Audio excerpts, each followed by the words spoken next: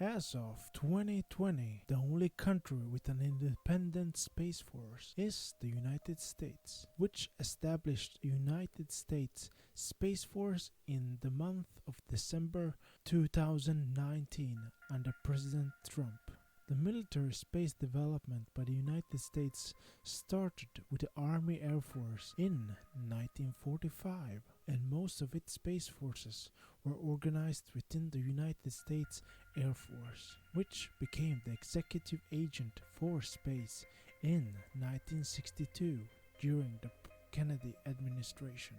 Military space activities began immediately after the end of the Second World War, with General of the Army Hap Arnold, who was at that time the commanding general of the United States Army Air Forces, becoming an early visionary for the potential of military space operations. In 1946, General Arnold directed Dr. Theodore von Karman of the RAND Corporation to determine the feasibility of a satellite for strategic reconnaissance. In 1946 of the same year, did this study identify nearly all current space mission areas, including intelligence, weather forecasting, communications, and navigation. In 1947, General Bernard Shriver, who was appointed to the head of the Western Development Division, which made it responsible for the Air Force's space and intercontinental ballistic missile programs. On October 4th, 1957, did the Soviet Union launch Sputnik 1, which was at that time the world's first satellite. This event transformed space development overnight, helping the national security establishment understand the importance of a military force in the space domain. Early military space development was marked by strong inter-service rivalry, with each developing their own proposals for satellites and launch vehicles. The first American satellite was the Army Ballistic Missile Agency's Explorer 1, which was launched on the Naval Research Laboratory's Vanguard rocket. The Air Force still continued military space development amidst this competition from the Army and Navy. In 1958, the newly formed Advanced Research Projects Agency assumed control over all military space programs, but this centralization was short-lived and gave control back to the armed services in September of 1959. The creation of NASA in 1958 significantly hampered the Army and Navy space program, absorbing the Army's Jet Propulsion Laboratory and Army Ballistic Missile Agency, along the Navy's Project Vanguard and the Mini-Track Satellite Tracking Network. The development of the Air Force space systems continued with the Missile Defense Alarm System and the Strategic Air Command's SAMUS reconnaissance satellites, as well as the Thor, Atlas, and Titan space launch vehicles. The Air Force and the Central Intelligence Agency also jointly developed and operated what was named at that time the CO.AG reconnaissance satellite. The development of reconnaissance satellites became a national priority after an American U-2 reconnaissance plane was shot down over the Soviet Union, which was making aerial reconnaissance impractical. In the year 1961, the National Reconnaissance Office (NRO) was created as a joint Air Force-CIA activity to manage all spy satellites. In the same year, Secretary of Defense Robert McNamara designated the Air Force as the lead military service for space, further relegating the space programs of the Army and Navy. The relationship between the Air Force space program and NASA continued to grow closer and closer, with agreements being reached to share information and personnel. The Air Force began development on the crewed Boeing X-20 Dyna-Soar spaceplane and manned orbiting laboratory, both of which were later cancelled as their functions could be carried out by uncrewed systems. General Shriver's advocacy for military space led to the 1961 establishment of the Air Force Systems Command, AFSAC, which included a dedicated Space Systems Directorate to centralize all space developments, separating it from the missile program. Prior to creation of AFSAC, spacecraft design, acquisitions, and launch was split between Air Materiel Command and Air Force Research and Development Command. However, the new command centralized all of these activities. The Air Force provided space support to forces during the Vietnam War with a focus on providing space-based weather and communications capabilities. In the 1970s, development began on the Global Positioning System, Defense Satellite Communications System, and Defense Support Program missile warning satellites. The Space Shuttle also began development with significant Air Force input. During much of the 1960s and the 1970s, the Air Force space operations were centralized in the Aerospace Defense Command, which eventually was disestablished in 1980, which transferred its space surveillance and missile warning systems to the Strategic Air Command. In 1979, the Air Force doctrine recognized space as a mission area for the first time, which led to the creation of a space division on the Air Staff. Air Force Systems Command also established a deputy commander for space operations. Towards the 1980s, the Air Force began to realize that it was insufficiently organized for military space operations, with assets and responsibilities split across Strategic Air Command, Air Force Systems Command, the Aerospace Defense Center, and the Air Staff. In 1979, the Air Force Scientific Advisory Board concluded that currently the Air Force is not organized enough for operational exploitation of space and has placed insufficient emphasis on inclusion of space systems in an integrated force study. In 1981, did the Air Force take measures to address this discontinuity, establishing the Consolidated Space Operations Center in the Colorado Springs, and began discussing the creation of a space command to centralize its space activities. On the 1st of September 1982, Air Force Space Command AFSPAC was created as an Air Force Major Command.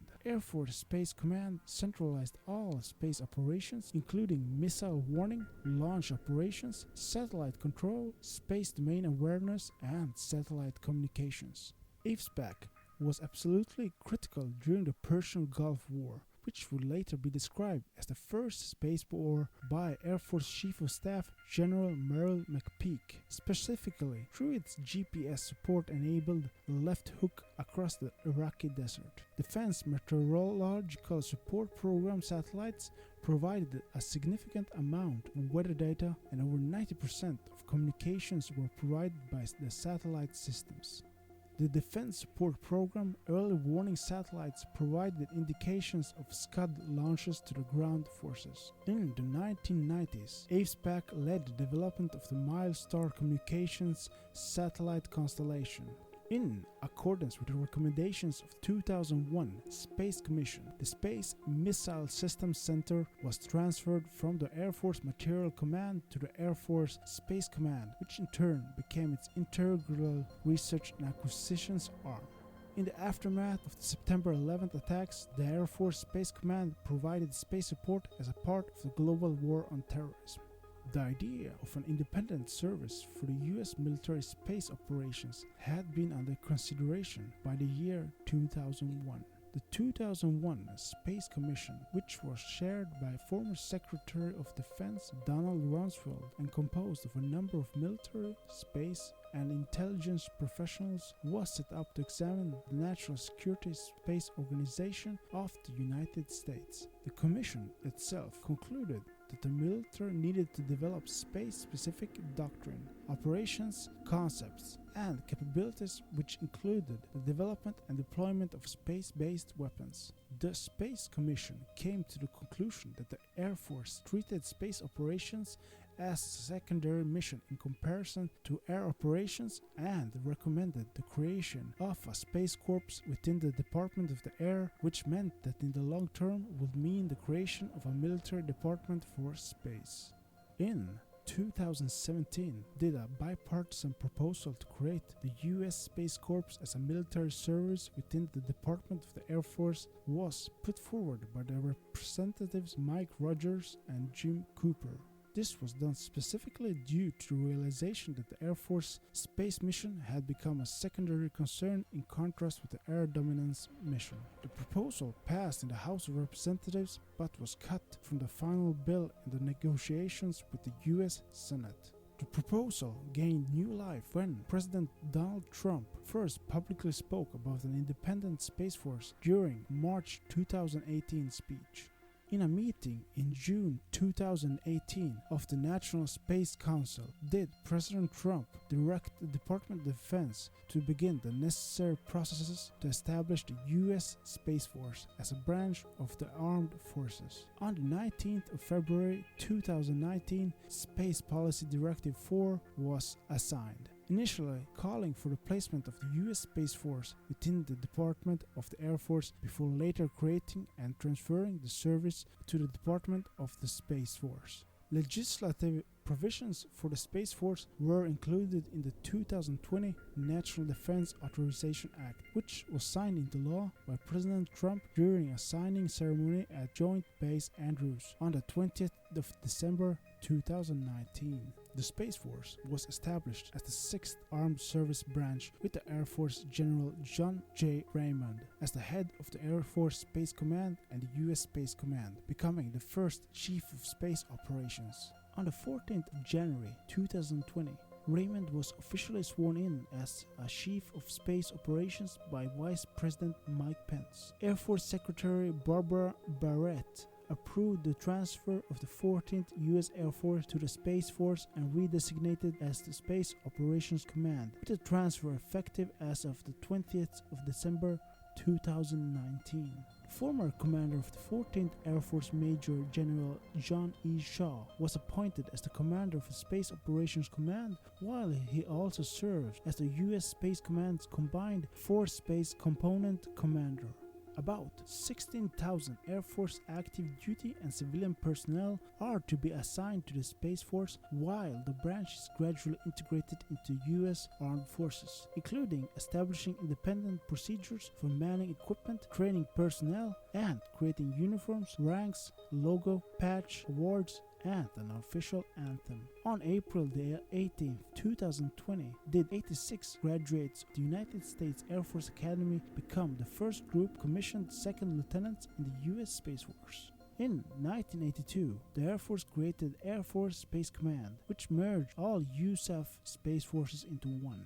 The United States Army and United States Navy both possesses significantly smaller number of space assets, centralized in the Army Space and Missiles Defense Command and the Navy 10th Fleet. Operational command of space operations is centralized within the United States Space Command, which previously existed from 1985 to 2002 and was re-established in the month of August of 2019. In the same year, in the month of December, the U.S. Congress authorized the creation of the United States Space Force, which was officially established on the 20th of December 2019. The U.S. Space Force mission is to organize, train, and equip space forces in order to protect U.S. and allied interests in space and to provide space capabilities to the joint force. Its responsibilities include developing military space professionals, acquiring military space systems, maturing the military doctrine for space power, and organizing space forces to present to the combatant commands. The Space Force is specifically responsible for organizing, training, and equipping forces for the following mission sets: space superiority, space domain awareness through military, civilian, and commercial, offensive and defensive space control, command and control of space forces and satellite operations, space support to operations, that's to say satellite communications, space service support such as spacelift and space range operations for military, civilian, and commercial operators, space support to nuclear command, control communications and nuclear detonation detection and missile warning, and space support to missile defense operations. Its functions are described in the United States Space Force Act, which will be organized, trained, and equipped to provide freedom of operation for the United States from and to space by providing prompt and sustained space operations. Its duties include to protect and the interests of the United States in space, along with deterring aggression from and to space, along with conducting space operations. The Space Force is organized as one of two co-equal military service branches within the Department of the Air Force, with the other service being the United States Air Force. Both services are overseen by the Secretary of the Air Force, who has overall responsibility for organizing, training, and equipping the Space Force and Air Force. The military head of the Space Force is the Chief of Space Operations, CSO, who is an officer in the rank of a general. The Space Force is intended to include all uniformed and civilian personnel within the Department of Defense, conducting and supporting space operations and centralizing management of space professionals. The Space Force will also create career paths for military and civilian personnel. Air Force Space Command (AFSPAC) was redesignated as the Space Force in 2020 to become the new service. All of AFSPAC's former personnel, organizations, and components were then assigned to the Space Force. AFSPAC's principal components were the 14th Air Force, which control operations, and the Space and Missile Systems Center, which is responsible for research and acquisitions. The first organizational change occurred on December 20th, 2019, when the 14th Air Force Strategic was redesignated as the Space Operations Command. Major General John E. Shaw, former commander of the 14th Air Force, was redesignated as commander of the Space Operations Command, in addition to Shaw's role as U.S. Space Command's Combined Force Space Component Commander. The Space Force is also intending to stand up Space Systems Command (SSC) and Space Training and Readiness Command.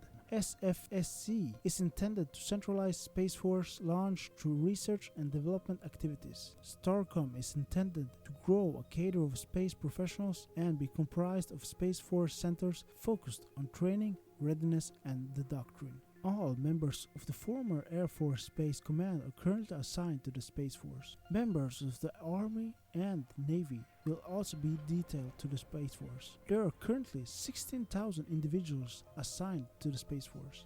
Air Force airmen will begin transferring to the Space Force by the beginning of 2020, while Army soldiers and Navy sailors will begin transferring in the year 2022.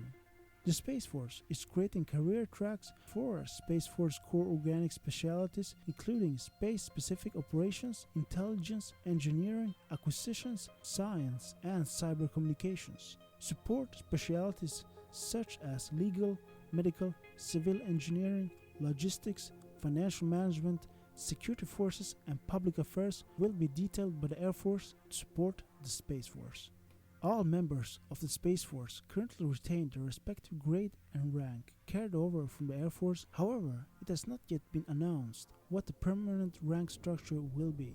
Most likely new grades and ranks will be created over time, along with new type of medals meant for different types of services and distinguished actions taken in the example of a battle on a hostile planet against any kind of enemies, being that either human or alien. Space Force officers are accessed through the United States Air Force Academy, Air Force Reserve Officer Training Corps, and Air Force Training School. Enlisted personnel are accessed through Air Force Basic Military Training, although some of the curriculum may be modified to be more space-related. The Space Force is also leveraging the Air Force infrastructure, curriculum, and instructors for initial training, while creating space-specific training programs as well. What kind of historical events will occur, perhaps in the near and the distant future, as humanity and its military space forces expand its reach not only to our nearby moon, neighboring planets, and in our small corner of the Milky Way galaxy, but also beyond across the universe, beyond the stars, to expand humanity's minds and eventually evolve into what hopefully will become a high-level spacefaring civilization, where eventually we humans from this planet will become part of a greater universal alliance.